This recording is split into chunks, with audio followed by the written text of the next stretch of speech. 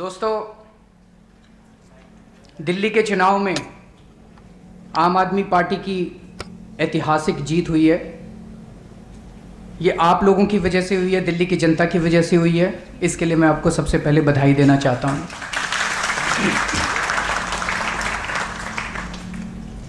70 में से 67 सीटें, ये कोई मामूली बात नहीं है। भारत के इतिहास में बताते हैं कि सिक्किम में शायद एक बार हुआ था कि जब 40 से 40 सीटें किसी एक पार्टी को मिली थी। उसके बाद ये दूसरा उदाहरण है जब 70 में से 67 सीटें किसी पार्टी को मिली हैं। मैंने पहले भी बोला, ये बहुत चुनौतीपूर्ण भरा है, बहुत डराने वाला है, क्योंकि इसका मतलब जनता ने हमारे ऊपर इतना विश्वास किया है। अब हमारी बारी है कि हम जनता को डिलीवर करके दिखाएं। और आप याद कीजिए, लोकसभा चुनाव के बाद पार्टी की क्या स्थिति थी। आप लोगों ने भी भुगता होगा, जहां सड़क पे निकलते थे गालियां पड़ती थी। गलत तो नहीं कह रहा? जहां सड़क पे निकलते थे गालियां पड़ती थी। मैंने खुद झेला है, घर से बाहर निकलना मुश्किल हो गया था। जिस बिल्डिंग में मैं कौशाम्बी में रहता हूं, एक दिन नीचे उतरा, आगे बढ़ा तो पीछे से आवाज सुनाई दे। मेरा सिक्योरिटी गार्ड एक दूसरे से आपस में बात कर रहे थे कि बड़ा हीरो बनने चला था, प्रधानमंत्री बनने चला था, लौट के बुद्धू घर को आए। बहुत झेला हम लोगों ने। वहां से उठ के 67 सीटें जीतना, मुझे लगता है ये हंसी खेल नहीं था।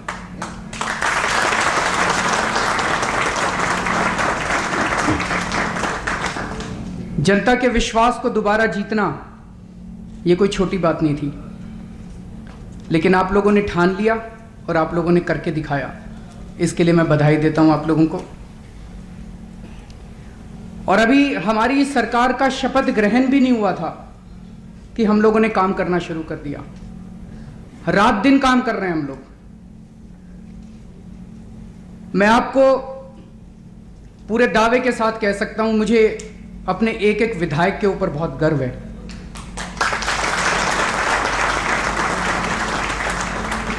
और यह मैं केवल कहने के लिए नहीं कह रहा। पिछले 1 महीने से मैंने रोज मैं 2-2, 3-3, 4-4 विधायकों से मिलता हूं, आधा 1-1 घंटा मिलता हूं। वो अपनी पूरी तैयारी करके आते हैं पूरी विधानसभा की, और उनके साथ डिटेल में मैं चर्चा करता हूं क्या समस्याएं हैं आपकी विधानसभा की। और मैं आपको बता दूं कि उनसे बातचीत में मुझे पता चल जाता है कि वो काम कर रहा है कि नहीं कर रहा। एक आध विधायक ऐसे हैं जिन्होंने आके कहा कि जी हमारी क्षेत्र की कोई समस्या नहीं है। इसका मतलब उसने काम नहीं किया, इसमें वो घूमा ही नहीं है। ऐसे एक आध को छोड़ के मैं आपको यकीन के साथ दिला सकता हूं कि दिल्ली की जनता ने जिन लोगों को चुना है वो एक एक हीरा हैं। और मुझे पूरा यकीन है कि 5 साल के अंदर हम दिल्ली का नक्शा बदल देंगे। एक भारतीय जनता पार्टी की सरकार बनी थी केंद्र के अंदर मई के महीने में। आज उनको कितने 10-12 महीने हो गए, 10 महीने हो गए। और हमारी सरकार को बने हुए भी 1.5 महीना हुआ है। आज हम चैलेंज के साथ कह सकते हैं कि जितने काम उन्होंने 10 महीने में किए, उससे कहीं 4 गुना 5 गुना काम हम लोगों ने 1.5 महीने के अंदर करके दिखा दिए होंगे। आप लोगों को एक ये लिस्ट दी गई है कि आम आदमी पार्टी की सरकार ने 1.5 महीने में क्या क्या किया, लेकिन मोटे मोटे तौर पे मैं 2-4 अहम बिंदु आपको बता दूं। हमारा सबसे बड़ा वादा था कि हम लोग बिजली के बिल आधे कर देंगे। हमने बिजली के बिल आधे कर दिए हैं दिल्ली के अंदर। हमारा दूसरा वादा था कि हम हर परिवार को 20,000 लीटर पानी हर महीने मुफ्त देंगे। हमने वो वादा भी पूरा कर दिया। अब अप्रैल के महीने में जो दिल्ली के लोगों के बिल आएंगे बिजली और पानी के, वो काफ़ी कम बिल आएंगे। इसमें 2-3 चीज़ें लिखी नहीं हुई, लेकिन वो चूंकि आप में से बहुत सारे लोग ऐसे हैं जो सोशल एक्टिविस्ट हैं, जो अपने अपने इलाकों के अंदर झुग्गी वालों के लिए लड़े होंगे। हम भी बहुत लड़े हैं। झुग्गियां तोड़ने की कोशिश करती है सरकार, हम उन्हें बचाने के लिए कभी बुलडोजर के सामने लेट जाते हैं। कितना गिड़गिड़ाते हैं हम अथॉरिटीज के सामने। सरकार बनने के एक हफ्ते के अंदर हमने पूरी दिल्ली के अंदर आदेश पारित कर दिए कि एक भी झुग्गी तोड़ी नहीं जाएगी। हम सब लोग राशन माफिया के खिलाफ लड़ते हैं। हमें पता है कि लोगों के राशन कार्ड, राशन वाला सबके राशन कार्ड अपने घर में रख लेता है और फिर उनके राशन कार्ड पे राशन निकलवाता रहता है, लोगों को राशन नहीं मिलता। ठीक कह रहा हूं ना? वो अब सबके राशन कार्ड रख लेता है। 19 फरवरी को मनीष सिसोदिया ने फूड कमिश्नर के साथ मीटिंग करी और कल हम लोगों ने दिल्ली में ई राशन कार्ड का उद्घाटन किया है। अब आपको राशन कार्ड लेने के लिए दफ्तर नहीं जाना पड़ेगा। जैसे ही आपका राशन कार्ड बनेगा, आपका एसएमएस आ जाएगा, उसमें एक नंबर होगा, आप वेबसाइट पे जाइए, वो नंबर फीड कीजिए, आपका प्रिंट आउट आ जाएगा राशन कार्ड का, आप उसको लैमिनेट करा लीजिए, वो आपका राशन कार्ड बन गया। तो आपको कहीं जाने की जरूरत नहीं है। कल उसका भी उद्घाटन हुआ है। हमने कहा था बसों के अंदर, हर बस के अंदर हम एक मार्शल देंगे, सिक्योरिटी मार्शल। अगर कोई लड़का किसी लड़की के साथ छेड़छाड़ करता है, वो मार्शल उसको पकड़ के उस लड़के को थाने में बंद करा देगा। पूरी दिल्ली के अंदर हर बस के अंदर सिक्योरिटी मार्शल का प्रस्ताव पारित कर दिया गया है। मार्शलों की अब ट्रेनिंग होने जा रही है और मुझे लगता है महीने भर के अंदर दिल्ली की हर मार्शल में लड़कियों को बचाने के लिए, उनकी सुरक्षा के लिए मार्शल नियुक्त कर दिए जाएंगे। 200 प्राइवेट स्कूलों को जो मनमानी फीस जनता से ले रहे थे, अनाप शनाप फीस बढ़ा रहे थे, उन 200 प्राइवेट स्कूलों को नोटिस जारी कर दिए गए हैं। और एक स्कूल की प्रिंसिपल जिसका स्टिंग आया था सामने, जो 65,000 रुपए डोनेशन मांग रही है, उसके खिलाफ एफआईआर दर्ज कर दी गई और शायद वो गिरफ्तार होने वाली है। दिल्ली के व्यापारियों को फायदा पहुंचाने के लिए कई कदम उठाए गए हैं। हम अक्सर कहते हैं कि एसडीएम के यहाँ सर्टिफिकेट लेने जाते हैं, वहाँ पैसे देने पड़ते हैं। अब एसडीएम के यहाँ आपको सर्टिफिकेट लेने जाने की ज़रूरत नहीं पड़ेगी। आप अपने सारे सर्टिफिकेट ऑनलाइन घर बैठे वेबसाइट के ऊपर ले सकते हैं। तो आपको बर्थ सर्टिफिकेट, डेथ सर्टिफिकेट, इन सब के लिए आपको पैसे देने की ज़रूरत नहीं है। हाँ, ये हफ्ते में होने वाला है।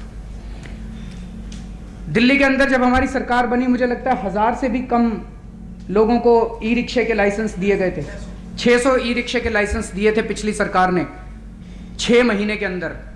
हमारी सरकार ने 1 महीने के अंदर 25,000 लोगों को ई रिक्शे के लाइसेंस दे दिए। आप सब लोग जानते हैं कि प्राइवेट अस्पतालों को सरकार जमीन देती है, बदले में उन्हें 25% गरीबों का इलाज करना पड़ता है। लेकिन कोई अस्पताल गरीबों का इलाज नहीं करता। या तो गरीबों को घुसने ही नहीं देते, या जो 25% कोटा है उसमें मंत्रियों के बच्चे, मंत्रियों के रिश्तेदार, अफसरों के बच्चों का इलाज किया जाता है गरीब दिखा के। सतिंदर जैन ने एक बहुत अच्छा प्रस्ताव रखा है कि हमारे जितने सरकारी अस्पताल हैं, वहां से हम गरीबों को इन प्राइवेट अस्पतालों में भेजना चालू करेंगे, उनके सारे बेड हम भरेंगे।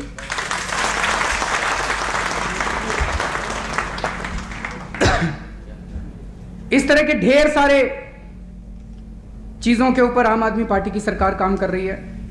हमारे विधायकगण अपने अपने इलाके में काम कर रहे हैं। ऐसे वक्त पे जब इतने सारे काम आम आदमी पार्टी की सरकार कर रही है, तो शायद अखबारों में और टीवी में हम लोगों को अपने काम की वजह से न्यूज में होना चाहिए था। लेकिन दुख के साथ कहना पड़ रहा है कि जब सारी दिल्ली की जनता ने हमारा साथ दिया, तब हमारे कुछ साथियों ने हमें धोखा दिया। दुख के साथ कहना पड़ रहा है कि जब सारी जनता ने हमारा साथ दिया, तब हमारे कुछ साथियों ने हमारी पीठ में छुरा घोंपा। ऐसे समय में जब सारी पार्टी को एकजुट होकर, हमारी पार्टी में बहुत टैलेंट है, किस्म किस्म के लोग आए हुए हैं। आप डॉक्टर ले लो, इंजीनियर ले लो, चार्टर्ड अकाउंटेंट ले लो, प्रोफेशनल्स ले लो, किस्म किस्म के लोग हैं और सारे फ्री में काम करने को तैयार हैं। कल तमिलनाडु से डॉक्टर आनंद आए हुए थे, यहां बैठे हैं तो पता नहीं, वो पीछे बैठे हैं। उन्होंने कहा मैं तमिलनाडु में अपनी नौकरी छोड़ के दिल्ली में फ्री में आपके हेल्थ सेक्टर में आपको सुझाव देने के लिए, इंप्लीमेंट करने के लिए तैयार हूं।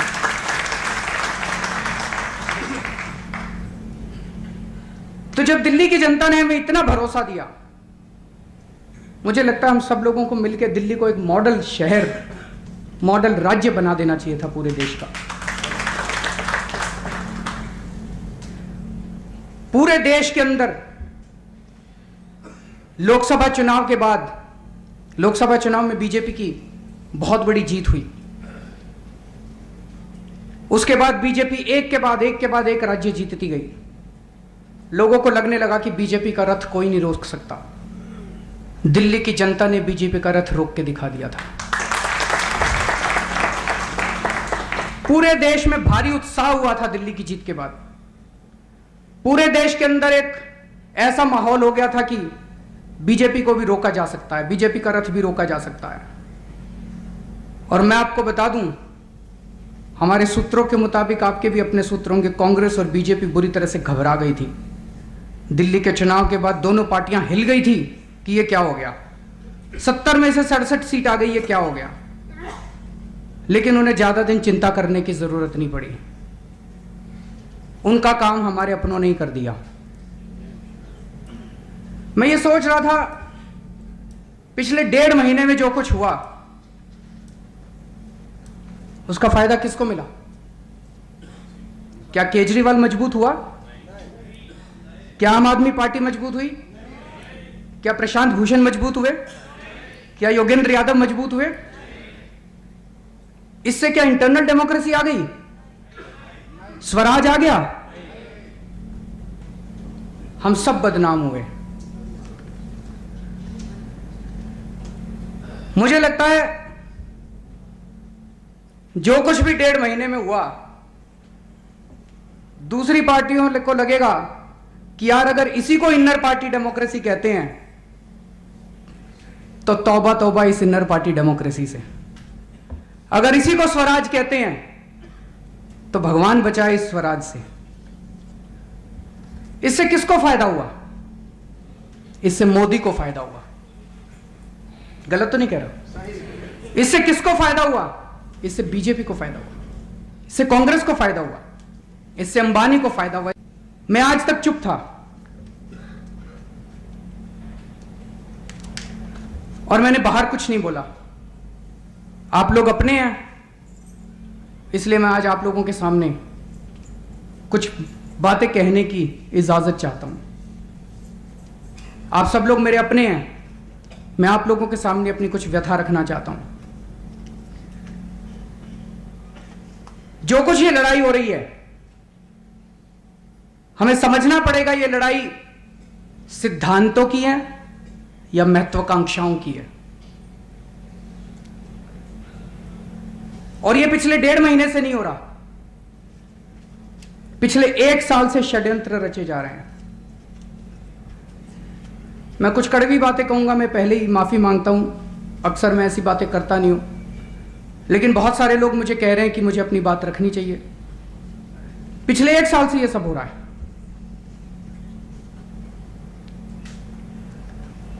एक साल पहले हमारी सरकार बनी थी, 49 दिन की सरकार बनी थी। फरवरी के महीने में पिछले साल, मुझे बाद में इस इंसिडेंट के 4-5 महीने बाद यह इंसिडेंट पता चला। फरवरी के महीने में हमने बहुत यकीन किया अपने साथियों के ऊपर। योगेंद्र यादव जी के एक पीए होते थे, विजय रमन, बहुत समझदार व्यक्ति थे, विदेशों से पढ़ के आए थे। उन्होंने सत्या नाम के हमारे एक वॉलंटियर को फोन किया और उन्होंने कहा कि आप आइए, योगेंद्र जी आपका इंटरव्यू करना चाहते हैं। पिछले साल फरवरी के महीने में, जब मैं मुख्यमंत्री था 49 दिन के लिए, सत्या पहुंचे तो उन्होंने विजय रमन जी से पूछा कि किस चीज का इंटरव्यू है। तो उन्होंने कहा कि अरविंद जी मुख्यमंत्री बन गए हैं और वैसे उनकी पॉलिटिकल समझ अच्छी नहीं है, अब उन्हें नेशनल कन्वीनर से हटाकर योगेंद्र जी को नेशनल कन्वीनर बनाया जाएगा तो उनका पूरा सेक्रेटेरिएट तैयार किया जा रहा है। आपको उनके सेक्रेटेरिएट के लिए इंटरव्यू के लिए बुलाया गया है। क्योंकि सत्या यहाँ पे नेशनल काउंसिल के मेंबर नहीं है, वो यहाँ मौजूद नहीं है, लेकिन आप उनसे पूछ सकते हैं।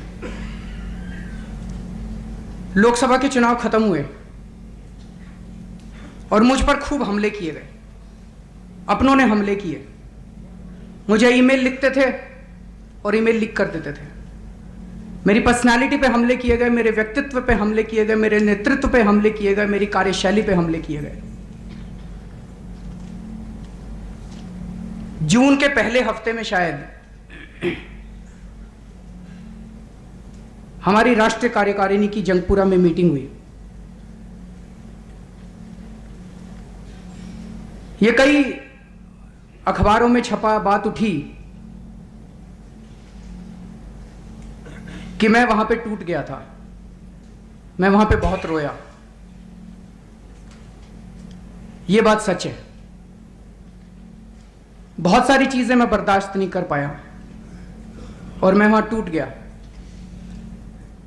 मैंने वहां एक ही बात कही, मेरे में मोदी से लड़ने की क्षमता है, मैं मोदी से लड़ सकता हूं, मैं नितिन गडकरी से लड़ सकता हूं, मैं सलमान खुर्शीद से लड़ सकता हूं, मैं रॉबर्ट वाड्रा से लड़ सकता हूं, मैं मुकेश अंबानी से भी लड़ सकता हूं, पर मैं यहां प्रशांत भूषण और योगेंद्र यादव से लड़ने नहीं आया था।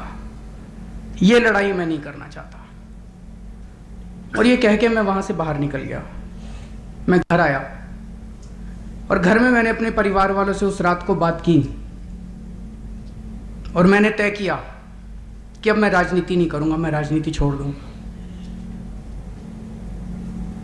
मैं पार्टी भी छोड़ दूंगा। मेरे परिवार वाले भी तय हो गए, हम लोगों ने तय कर लिया था। लेकिन अगले दिन सुबह सुबह प्रशांत भूषण जी और योगेंद्र यादव 6 बजे मेरे घर पे आए और उन्होंने कहा कि आप पार्टी मत छोड़िए। काफी देर उनके कन्विंस करने के बाद मैं माना। उन्होंने कहा कि आपको क्या चाहिए? मैंने कहा अगर हमें दिल्ली के चुनाव लड़ने हैं तो दिल्ली के चुनावों के बारे में निर्णय लेने का अधिकार तो मुझे होना चाहिए, नहीं तो मैं चुनाव नहीं लड़ सकता। आप लोग चुनाव लड़ लेंगे। उन्होंने कहा ठीक है। 2 दिन की राष्ट्रीय कार्यकारिणी की बैठक थी। दूसरा दिन था। पहले तो मैंने सोचा था कि अगले दिन 10 मिनट के लिए जाऊंगा और अपना इस्तीफा अनाउंस करके आ जाऊंगा, लेकिन इन दोनों के बहुत मनाने के बाद मैं अगले दिन गया और पूरी राष्ट्रीय कार्यकारिणी ने प्रस्ताव पारित किया कि दिल्ली चुनाव से संबंधित सभी निर्णय लेने का अधिकार अरविंद केजरीवाल एक कमेटी बनाएंगे, उस कमेटी को होगा। यह प्रस्ताव हमारी राष्ट्रीय कार्यकारिणी की बैठक की मिनट्स ऑफ मिनट में मीटिंग में। लेकिन दोस्तों, आप सब लोग जानते हैं कि दिल्ली के चुनाव में क्या हुआ। हालांकि कहा गया था कि दिल्ली के चुनाव में निर्णय लेने का अधिकार हमें है, लेकिन दिल्ली के चुनाव में हमें हराने की पूरी साजिशें रची गई। अवाम नाम की एक संस्था खड़ी की गई, उसको पूरा समर्थन दिया गया। बाद में टीवी में निकल के आया है कि अवाम के लोग पूर्व बीजेपी के सदस्य थे, अवाम को बीजेपी फंडिंग कर रही है। प्रशांत जी ने कई लोगों से बीच बीच में बोला कि हम चाहते हैं कि पार्टी हार जाए, तभी पार्टी के अंदर मंथन होगा, तभी पार्टी को सबक मिलेगा, तभी केजरीवाल को सबक मिलेगा। रोज धमकियां दी जाती थी, अगर ये नहीं किया तो कल हम प्रेस कॉन्फ्रेंस करके पार्टी को बर्बाद कर देंगे, अगर वो नहीं किया तो प्रेस कॉन्फ्रेंस करके पार्टी को बर्बाद कर देंगे। ये तो जनतंत्र नहीं है, ये तो स्वराज नहीं है। हमारे 15 सीनियर लीडर पूरे देश भर से दिल्ली आए और 2 दिन या 3 दिन तक पूरा दिन प्रशांत जी को, शांति जी को मनाते रहे कि पार्टी को बर्बाद मत कीजिए, इतिहास रचा जा रहा है। ऐसे समय में जब हमारे नेताओं को पार्टी के लिए प्रचार करना चाहिए था, वो उनको मनाने में लगे हुए थे। हमारे 12 कैंडिडेट्स के ऊपर प्रश्न खड़े किए गए। मैं यहां पे सत्ता लेने के लिए नहीं आया। मैंने पहले इनकम टैक्स कमिश्नर की नौकरी छोड़ी थी। मैंने मुख्यमंत्री पद से इस्तीफा दिया था। अगर सत्ता का लालच होता तो कोई जरूरत नहीं थी मुख्यमंत्री पद से इस्तीफा देने की मुझे। हम कॉम्प्रोमाइज क्यों करेंगे? आज तक इस देश के अंदर चाहे 100 लोग, कोई कहता है मैं जिद्दी हूं, कोई कुछ भी कह सकता है, लेकिन बीजेपी वाले भी और कांग्रेस वाले ये नहीं कह सकते कि केजरीवाल बेईमान है। हमारे खिलाफ अखबारों में स्टोरीज प्लांट की गई। हिंदू अखबार के अंदर आधे पेज की स्टोरी मेरे खिलाफ छपी और सब गलत लिखा हुआ। स्टोरी के अंदर सब कुछ गलत लिखा हुआ था। सुबह सुबह किसी ने, एक वॉलंटियर ने योगेंद्र जी से फोन किया, ये ऐसी स्टोरी छपी है। उन्होंने खुद ही बोला मैं तो इस पत्रकार को जानता भी नहीं हूं, मैं तो मिला ही नहीं हूं। शाम तक योगेंद्र जी को लगा होगा कुछ गड़बड़ है, तो उन्होंने फोन करके उसी वॉलंटियर को कहा नहीं मुझे याद आ रहा है, मैं 10 दिन पहले चंडीगढ़ गया था, ये पत्रकार मुझसे मिलने तो आई थी, पर ये सब मैंने नहीं बोला था। अगले दिन जब पत्रकार को फोन किया गया और पत्रकार को कहा गया कि आपने ये सब गलत क्यों लिखा, तो वो बहुत नाराज हुई। उसने कहा कि योगेंद्र यादव जी ने 5 पत्रकारों को ब्रेकफास्ट मीटिंग पे हमें चंडीगढ़ में बुलाया था और केजरीवाल के खिलाफ जो जहर उगला था उन्होंने, और उसकी रिकॉर्डिंग हम लोगों के पास है। और अब उस पत्रकार ने सबके सामने बोला है कि योगेंद्र यादव जी ने केजरीवाल के खिलाफ हमें भरा था। 2 टीवी चैनलों के बड़े बड़े एडिटर्स ने मुझे कहा है कि योगेंद्र यादव जी ने आके हमें केजरीवाल के खिलाफ भरा था। कई वॉलंटियर्स दिल्ली आना चाहते थे कैंपेनिंग करने के लिए। उन्हें दिल्ली आके दिल्ली चुनाव में कैंपेनिंग करने से रोका गया। कई डोनर्स चंदा देना चाहते थे, उन्हें चंदा देने से रोका गया। लेकिन हद तो तब हो गई जब हमारे एक बहुत ही सम्मानित और वरिष्ठ नेता ने चुनाव के 10 दिन पहले कहा कि किरण बेदी उनकी फर्स्ट चॉइस है, अजय माकन उनकी सेकंड चॉइस है और केजरीवाल उनकी थर्ड चॉइस है। तो मैं जानना चाहता हूं सर, फिर इस पार्टी में आप क्यों हैं? एक और वाक्य है जो मुझे याद आ रहा है। कई वाक्य हुए पिछले 1 साल से 1.5 साल से, ढेरों षड्यंत्रों का सामना हम लोग कर रहे हैं। जून या जुलाई के महीने में हमारी पॉलिसी टीम की मीटिंग हो रही थी और उसमें अचानक एक बड़े नेता आए और उन्होंने कहा कि एक खुशखबरी लाया हूं। आज आप लोगों ने अखबार में पढ़ा, बीजेपी सरकार बनाने जा रही है। उन दिनों में आपको याद होगा बीजेपी कवायद कर रही थी जोड़ तोड़ करके सर, कि आज की खबरों के मुताबिक बीजेपी सरकार बनाने जा रही है और अगर बीजेपी सरकार बना लेगी तो अरविंद लीडर ऑफ अपोजिशन बन जाएंगे। फिर हमें अरविंद को नेशनल कन्वीनर के पद से हटाने में ज्यादा सुविधा होगी। खैर, हम लोग चुनाव जीते। चुनाव जीतने के बाद जो पहली राष्ट्रीय कार्यकारिणी की मीटिंग हुई, मैं नहीं गया था लेकिन मुझे बताया गया कि उस राष्ट्रीय कार्यकारिणी की मीटिंग में भी मैं ही टारगेट था कि यह सारा चुनाव केजरीवाल के नाम पे क्यों लड़ा गया, होर्डिंग्स पे केजरीवाल के फोटो क्यों लगाए गए, 5 साल केजरीवाल के नारे के ऊपर 10 करोड़ रुपए क्यों फूंक दिए गए। तो जैसे मैंने कहा कि हमें आज सोचना पड़ेगा कि ये जो सब कुछ चल रहा है, ये लड़ाई सिद्धांतों की है या महत्वाकांक्षाओं की है। कहीं सिद्धांतों के नाम पे अपनी महत्वाकांक्षाएं तो पूरी नहीं की जा रही हैं। मैं चुप रहा, देखता रहा, सुनता रहा, मैंने कभी कुछ नहीं बोला। मैं बेंगलोर गया अपने इलाज के लिए। आखिरी दिन जब मैं लौट रहा था, एयरपोर्ट पे था, मेरे पास प्रशांत जी का एसएमएस आया कि मैं आपसे मिलना चाहता हूं। पृथ्वी मेरे सामने बैठा हुआ था। मैंने पृथ्वी को कहा मिलना मैं भी चाहता हूं, लेकिन मुझे डर लगता है मैं कुछ भी जाके मिलूंगा, ये जाके बाहर टीवी में बोल देंगे कि अरविंद आया था, ये कह रहा था। और आपको जान के आश्चर्य होगा कि मैंने इतना बोला ही था एयरपोर्ट पे टीवी भी चल रहा था, सामने हमने देखा प्रशांत जी टीवी में बैठ के कह रहे थे कि मैंने अरविंद को एसएमएस भेजा है, देखते हैं जवाब देता है कि नहीं देता। मैं ये जानना चाहता हूं, ये इसका मतलब आपका मिलने का तो मकसद नहीं था, दुनिया को दिखाने का मकसद था कि देखो हम तो मिलना चाहते हैं, अरविंद नहीं मिल रहा। मैं ये जानना चाहता हूं, इससे इंटरनल डेमोक्रेसी स्ट्रेंथन हुई क्या? इससे स्वराज बढ़ गया क्या? इससे क्या हुआ? केजरीवाल कमजोर हो गया, दुनिया के नजरों में हो गया देखो केजरीवाल अपने ही नेताओं से नहीं मिलता। फिर लौटने के बाद अगले दिन सुबह सुबह मैंने प्रशांत जी को एसएमएस किया, मैंने कहा मैं अभी अभी लौटा हूं, हमारा बजट प्रेजेंट करना है, 3-4 दिन में बजट हो जाएगा, मैं बजट के बाद आपसे मिलता हूं। और 5 मिनट के अंदर वो टीवी पे बैठे हुए देखो तो केजरीवाल मेरे से मिलना नहीं चाहता, ये केजरीवाल का जवाब आया। इससे तो इनर पार्टी डेमोक्रेसी, इसको तो नहीं कहते इनर पार्टी डेमोक्रेसी, इसको तो स्वराज नहीं कहते। ये तो मुझे कमजोर करने की कोशिश की जा रही है,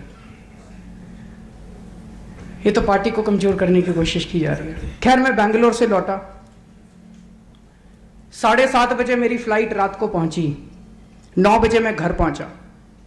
9 बजे घर पहुंचते ही मैंने अपनी टीम के सदस्यों को घर पे बुलाया और रात को 11:30 बजे मैंने अपनी टीम के सदस्यों को योगेंद्र भाई के घर भेजा कि जाके बात करके आओ, हम बातचीत से मुद्दे सुलझाना चाहते हैं। और तब से लेके परसों रात तक पूरी कोशिश करते रहे कि सुलझ जाए सुलझ जाए सुलझ जाए, कुछ हो जाए कुछ हो जाए कुछ हो जाए।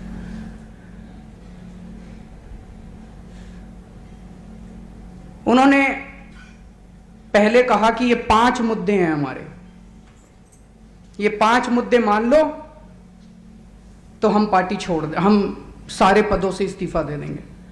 यही अपने आप में थोड़ा सा आश्चर्यजनक था। नॉर्मली आदमी क्या कहता है, या तो पार्टी ठीक कर लो और ठीक नहीं की पार्टी तो मैं छोड़ दूंगा। कोई ये आके कहता है कि पार्टी ठीक कर लो, ठीक कर ली तो मैं छोड़ दूंगा, कभी किसी ने ऐसे कहा है?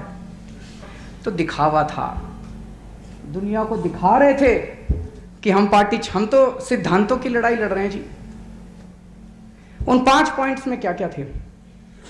पहला पॉइंट था पार्टी में आरटीआई लागू होनी चाहिए, बिल्कुल होनी चाहिए। उन्होंने कहा सारे एक्टिव मेंबर्स की लिस्ट पब्लिक करो। जरूर करेंगे साहब, अभी एक्टिव मेंबर्स की लिस्ट है नहीं, आपको भी पता है। हमने कहा कमिटीज बनाई जाएंगी, हर राज्य में कमिटी बनाएंगे, एक्टिव मेंबर्स की लिस्ट बनाएंगे, पब्लिक कर देंगे। लेकिन सोच लो पब्लिक करनी है कि नहीं करनी। हम लोगों ने दिल्ली का चुनाव लड़ा है, बूथ एजेंट्स की लिस्ट, वॉलंटियर्स की लिस्ट, ये कोई पार्टी पब्लिक नहीं करती है। दूसरी पार्टी वाले पहुंच जाते हैं उनको डराने धमकाने के लिए, दूसरे पार्टी वाले तोड़ लेते हैं उनको। अगर कोई एक चीज सबसे गुप्त होती है तो वो होती है अपने बूथ एजेंट्स की और वॉलंटियर्स की लिस्ट। फिर उन्होंने कहा कि आय व्यय का खर्चा ब्यौरा वो तो हम डालते ही हैं और अपनी एनुअल रिपोर्ट भी डालते हैं। फिर उन्होंने कहा कि पार्टी का हर निर्णय वॉलंटियर से वोटिंग करा के सीक्रेट बैलेट से होना चाहिए। संभव है क्या सारे देश के वॉलंटियर से सारे निर्णयों के ऊपर हो सकता है जी? तो बात हुई, रुक जाओ, तो ये हुआ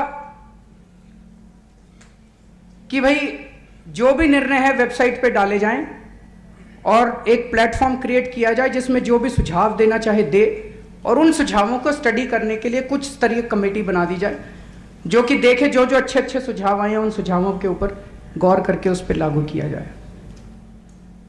तीसरा हुआ स्टेट्स को ऑटोनॉमी दी जाए। तो पहला प्रश्न था दिल्ली को तो ऑटोनॉमी दे दो, दिल्ली चुनाव में तो ऑटोनॉमी दी नहीं, दिल्ली चुनाव में तो बोले जो हम कहेंगे वो करना है।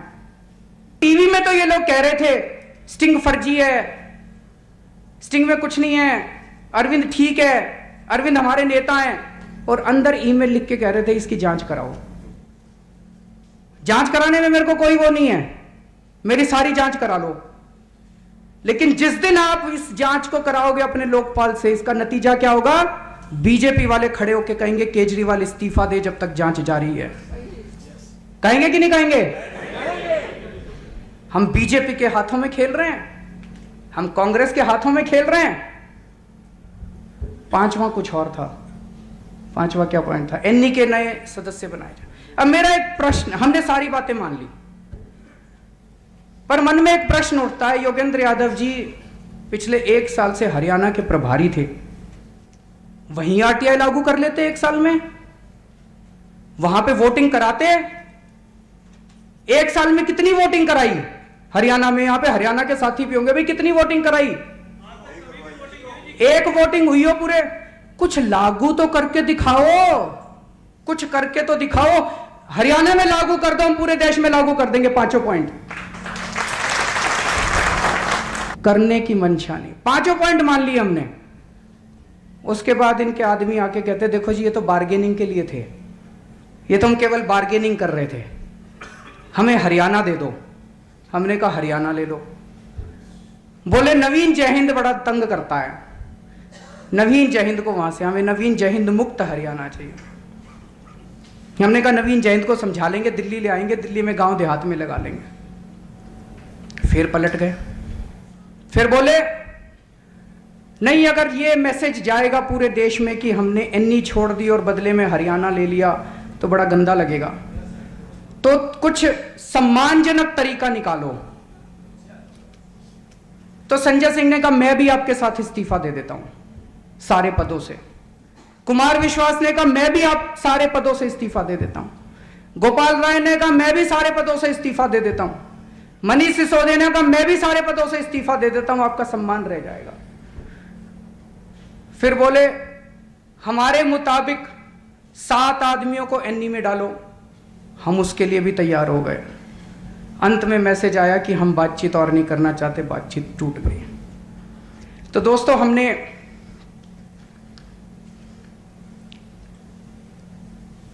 सब कुछ करके देखा। मैं एक चीज कहना चाहता हूं, मैं तिहाड़ क्यों गया? कोर्ट में खड़ा था, जज ने कहा बेल ले लो, मैंने कहा नहीं जी बेल नहीं लूंगा। जज बोली पर्सनल बॉन्ड साइन कर दो। अच्छा बेल मत लो, मेरे को ये नहीं पता था ये पर्सनल बॉन्ड क्या होता है। मैंने प्रशांत जी की तरफ देखा, प्रशांत जी ने यूं किया, मैंने कहा ना जी मैं पर्सनल बॉन्ड नहीं लूंगा। जज ने कहा arrest him and send him to Tihar. मैं तिहाड़ चला गया। मैं ये कहना चाहता हूं प्रशांत जी, आपके एक इशारे के ऊपर मैं जेल चला गया। मेरे को एक कहानी याद आती है। एक राजा था, उसके पास 2 औरतें पहुंची, दोनों लड़ रही थी, एक बच्चा लिए हुए थी। वो बोली ये मेरा बेटा है, वो बोली ये मेरा बेटा है। राजा पशुपेश में पड़ गया। राजा ने कहा इसके 2 टुकड़े कर दो लड़के के, आधा इसको दे दो आधा इसको दे दो। तो एक औरत चिल्लाई महाराज इसके 2 टुकड़े मत करो, इस लड़के को इसको दे दो, दूसरे वाली को दे दो। राजा समझ गया मां असली ये है।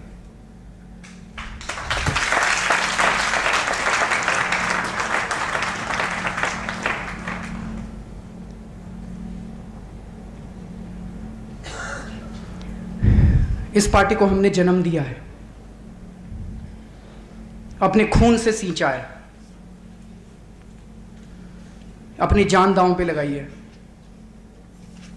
15 दिन अनशन किया था। डायबिटीज का मरीज हूं। यहां पे डॉक्टर राकेश पारिक भी बैठे होंगे, वो भी रोए थे उस दिन। 3-4 दिन के बाद कोई डॉक्टर ऐसा नहीं था जो ये कह दे कि 48 घंटे से ज्यादा ये जिंदा रहेगा। मेरी मां खूब रोई थी, मेरी पत्नी खूब रोई थी। जितने डॉक्टर वहां खड़े थे, मेरा कीटोन का लेवल 4 या 5 पहुंच गया था, जो कि खतरे के लेवल से बहुत ऊपर होता है। मौत के मुंह से मैं निकल के आया हूं।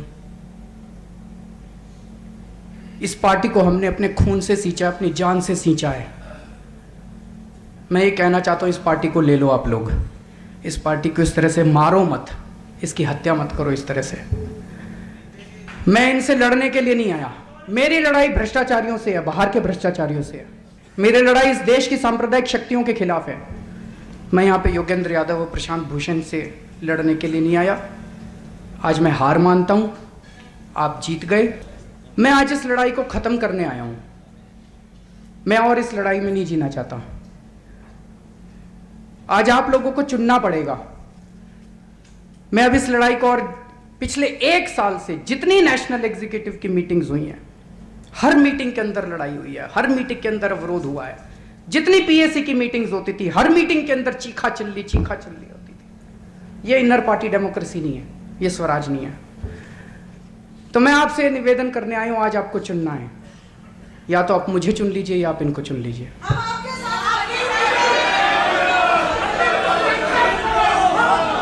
और मैं 1 मिनट, मैं आपको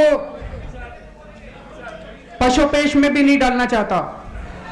मैं बस आज आपको, आपके सामने बहुत अहम दिन है।